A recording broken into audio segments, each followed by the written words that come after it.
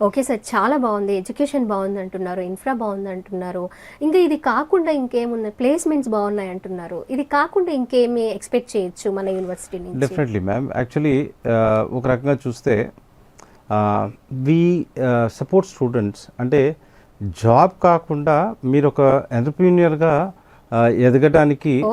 Right startups ఏమన్నా మీరు దాని వైపు ఇంట్రెస్ట్‌గా ఉంటే ఆ, సీడ్ ఫండింగ్ అంటే ఇనీషియల్‌గా ఫండింగ్ మేమే చేస్తామన్నమాట. రైట్ అప్ టు 2 lakhs వరకు ఓకే. రైట్ కాలేజ్ నుంచి యూనివర్సిటీ నుంచి మేము చేస్తాం. మ్, ఇది కాకుండా we have student exchange programs. అంటే యూరోప్ యూనియన్తో మనకి అండర్స్టాండింగ్ ఉండటం వల్ల ఇరస్మస్ అనే ప్రోగ్రాంలో ఇక్కడ ఎకడమిక్స్లో టాప్ ఉన్న పిల్లల్ని ఫ్రీ ఆఫ్ కాస్ట్ మేము యూరోప్ పంపిస్తున్నాం.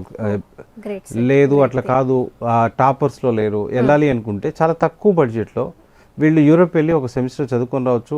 అక్కడ ఆ ఇంటర్నేషనల్ యూనో అట్మాస్ఫియర్ని ఎక్స్ప్లోర్ చేసుకుని రావచ్చు.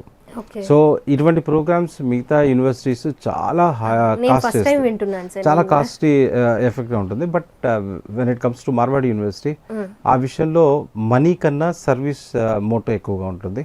ఓకే. సో దానివల్ల we could able to do the kind of things అనమాట. ఓకే. సో ఎడ్యుకేషన్తో పాటుగా ఇటువంటి అదర్ థింగ్స్ కూడా ఉంటాయి అనమాట.